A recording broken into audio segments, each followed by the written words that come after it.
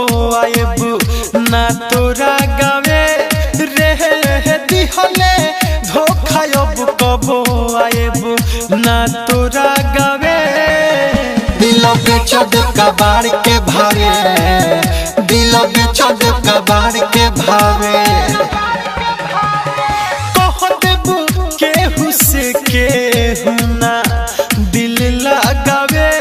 हाँ कह देबू केहू से केहू ना दिल लगावे। दिल बेचद कबाड़ के भावे, दिल बेचद कबाड़ के भावे। DJ Rupesh Bhelwa, DJ Rupesh Bhelwa, DJ Rupesh Bhelwa. Aditya recording studio Gopalganj.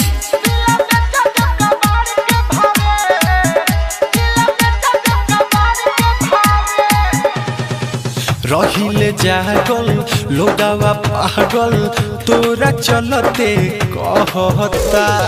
लोर बहाई का हम बताई कितना दर्द दिल सहता। अब तो कौन काम के नाही बावे रे। अब तो कौन काम के नाही बावे। दिल बेचद कबाड़ के भावे, दिल बेचद कबाड़ के भावे।